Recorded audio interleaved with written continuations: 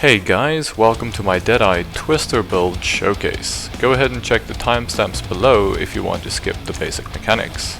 This spear weapon build is really simple to play with only two primary skills and a third button for on-demand burst. Whirling Slash and Twister are used in combination to move around rapidly and fire erratic tornadoes that move through and deal damage to enemies in their path. But how exactly do they work and how do we make them functional? Our goal mechanically is to attack 3 times with Whirling Slash to reach stage 3 between each Twister.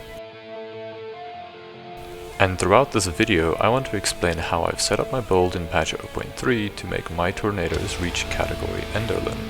For us to reach 3 stages of Whirling Slash between each Twister consistently, we just need to stack some attack speed, and this is where things get interesting. Whirling Slash's animation lunges our character forward a short distance, so by attacking faster we get distance divided by time, which equals velocity, which is fancy talk for we go fast with attack speed instead of movement speed. Ground effects are where we pick up some categorical damage. When Whirling Slash or tornadoes move over elemental ground effects, they gain 50% as extra damage of the corresponding element. I do need to clarify here. Flame Wall is not a ground effect. It instead adds flat fire damage to projectiles that move through it, scaling with spell damage. Real ground effects that we can reliably use are Birth of Fury Stone Greaves, although I recommend instead Wake of Destruction Secured Leggings and the Frost Nexus Support Gem. Or a companion with an elemental trail modifier, though these can be really annoying to farm even with checkpoint resets, just because of how many modifiers rares can have. There are a few more ways to create elemental ground effects, like Lightning Warp's Cull effect or Explosive Spear's Frenzy Detonation, but these take up skill slots that I don't want to waste, as well as being clunky or unreliable to use.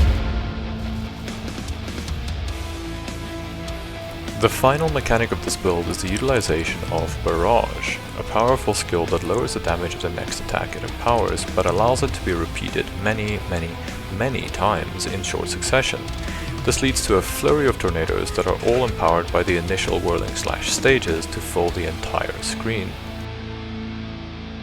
Let's jump right into the Skillgem and support setups that I use while I clear out a few twisted domains in the background before we get into those juicy Pinnacle boss fights. Our first skill is Whirling Slash. We use a level 1 Skillgem to conserve mana cost because our goal is to make it attack as fast as possible, not to deal damage with it. The first support gem is Rapid Attacks 3 for a ton of increased attack speed at the cost of damage. Next is Rage 3 for 15% multiplicative attack speed while we are not at full rage.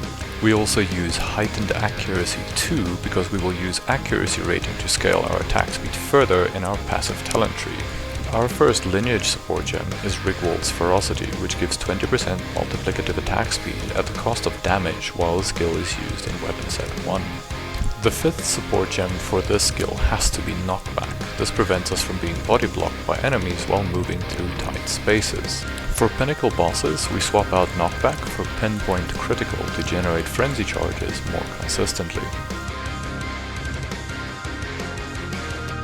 Our mapping setup for Twister includes Retreat 2 for projectile damage after we hit enemies with Whirling Slash. Nova Projectiles adds more tornadoes, but more importantly spreads the tornadoes evenly around us. Projectile Acceleration 2 improves our reach and damage. And finally Innervate to buff all attacks with extra lightning damage. When I do Pinnacle bosses, I swap out the damage lowering utility supports and go straight for category 5 damage. We swap out for Garukan's Resolve to bifurcate critical hits, Overextend for more critical damage, Blindside for critical chance and crit damage, because Whirling Slash applies blind for us, and lastly Inevitable Critical, which crit caps us at 100% effective crit chance. Barrage is supported by heightened charges to sometimes double its frenzy effect. Second Wind allows multiple uses and gives life recovery. Perpetual Charge to not always consume frenzy charges. Rapid Casting to shorten the animation of Barrage. And Life Tap to convert its mana cost to life cost, which makes Barrage entirely free with Second Wind. As far as generating the frenzy charges for Barrage goes, and one of the primary motivations for using the Deadeye Ascendancy, is Cold Shots, when supported by Sniper's Mark, allows us to frequently generate frenzy charges as well as bolstering our crit damage. Charge Profusion grants us a chance for additional charges. Magnified Area increases how far away we can apply Sniper's Mark. Mark for Death breaks armor on our targets. The last slot is irrelevant, so I socketed Precision in here. For mapping, we can also utilize our crit rate to generate charges off corpses with cast on crit, and Profane Ritual, which we keep at level 7 for mana cost. Charge Profusion grants us a chance for additional charges. We add Compressed Duration so that the ritual takes less time before granting us the charge, and Overabundance 1 for the same reason, as well as increasing the ritual limit for more charges. Then Boundless Energy helps to feed the meta gem. All these additional charges have to go somewhere though, and that's why we use Charge Regulation, which gives us multiplicative crit chance, global defenses, and skill speed with very high uptime. The only support gem we use with it is Uthred's Exodus, because other charge-related supports don't affect it. We utilize Herald of Thunder to freeze targets for chilled ground, because Heralds, along with so many other things, snapshot onto the Twister when it is cast. We start by turning all of our extra damage into cold damage with Embitter. Then we add some freeze magnitude, and with Frost Nexus, Herald of Thunder now spawns chilled ground. Now we just increase damage with Elemental Armament 2, and since Twisters blind enemies, we leverage Blindside as well. Herald of Ice provides increased cold damage to help freeze enemies from coming calamity, but also shatters corpses to remove on-death effects. Since Heralds can't be evaded, we use Overreach for range, Elemental Armaments 2 for damage, Ambush to crit full life enemies around our tornadoes, Elemental Focus for more damage, and Supercritical for crit damage. Lastly, we get into our defensive layers. Ghost Dance refunds Energy Shield when we take hits, Compressed Duration shortens the delay between charges, and Clarity and Precision finish off our Spirit Reserves. Wind Dancer grants us multiplicative evasion, and Gale Force knocks back enemies that succeed in hitting us. Culmination builds up combo when we hit enemies with Whirling Slash. Aelith's Chimes turns the build up combo into power charges. Charge Profusion gives additional charges. Rage Forge spends our rage when we get hit, and Magnified Area increases the range of Gale Force. Just before we jump into the Pinnacle boss fights, I want to go over the unique jewels and special notables that the build uses. The From Nothing Hollow Palm Technique Diamond is super valuable for the Twister build, as it gives us crit chance versus blind enemies, knockback and crit damage, projectile speed, and the ability to remove curses with our mana flask. The only reason to ever use a Megalomaniac Diamond with less than 3 beneficial notables is opportunity cost. Both Spectral Ward and Push the Advantage save me multiple talent nodes. Heart of the Well Diamond provides more DPS than any rare jewel with utility as well. Lucky Lightning Damage is an effort to make my lightning damage more consistent. The clusters around Windwalker are prime real estate for time-lost jewels or an Against the Darkness. The Deadeye Ascendancy is hands down the most optimal way to play Twister, not only to generate more frenzy charges, but because Thrilling Chase stacks with heightened charges for consistently satisfying barrages. Alright then, no more sitting in the hideout, let's go farm some Pinnacle bosses.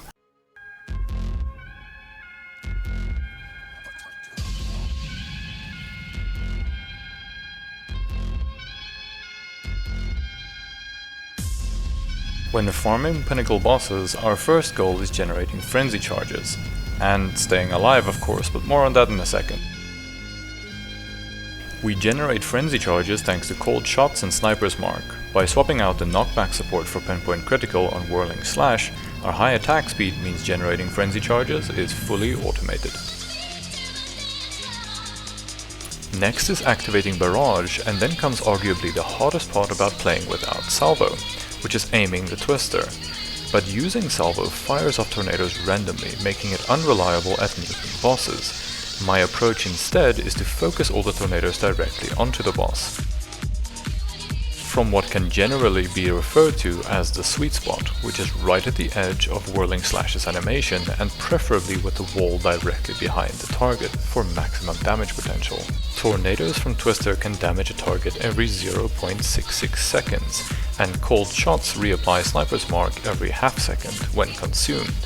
As long as we stay within the range of cold shots, this means that every barrage will benefit from Sniper's Mark's crit damage increase, assuming you hit the target at all, because it's rather easy to miss the boss entirely, which will bruise more than your ego, especially when you're trying to showcase a fun and effective build but forgot your daily aim lab session. This is exactly why my mapping setup spams Twister rather than only using it once every 8 seconds, but with the damage requirements of Pinnacle bosses, we would be wise to learn how to aim. The other part about being able to kill big Pinnacle bosses is having a good life flask and strong defensive layers to be able to stay alive during the fight, because when we are fighting these sketchy and dangerous bosses that move around way more and have faster attack animations, it doesn't matter how well you study the attack patterns or how many hours you have on Dark Souls, Super Smash Bros. Or Street Fighter, it's just a matter of time before you take a few hits.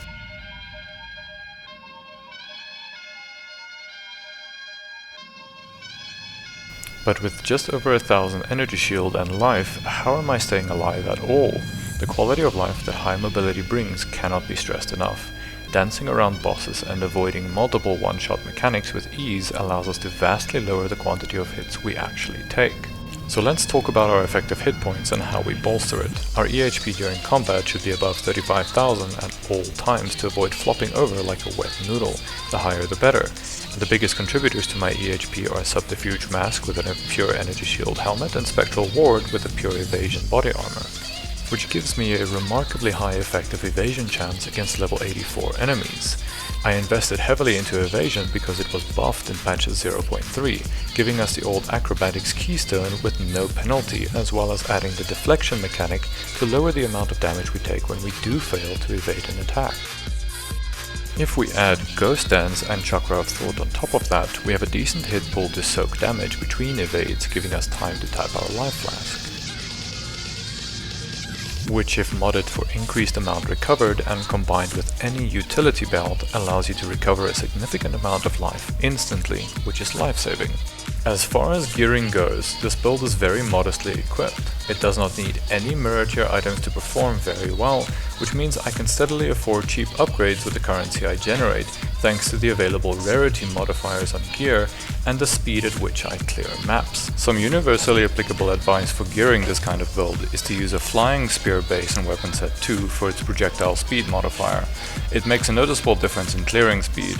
On a low budget, a Tangle Tongue will get the build functional quickly, and Hand of Wisdom in Action is another strong unique that easily carries you from leveling to endgame. The specific gear that I'm using in the footage is listed in the POV below. I've acquired everything for under 80 divines over this league through a mix of crafting and trade sniping. This is not meant as a strict gearing guide or best in slot reference at all. Instead, I strongly recommend consulting a well set up POV when evaluating upgrades and rechecking your gear and talent investments frequently as your build evolves. While I run this tier 3 simulacrum with my mapping setup, I just want to thank you for watching this far. This is my first YouTube video, and I would greatly appreciate any feedback in the comments. If you enjoyed the showcase and want to see more in the future, consider leaving a like and subscribing. I'm off to go hunt those elusive citadels in the mist and hopefully snag a few Arbiter kills for the next video. Until then, I wish you many tinks.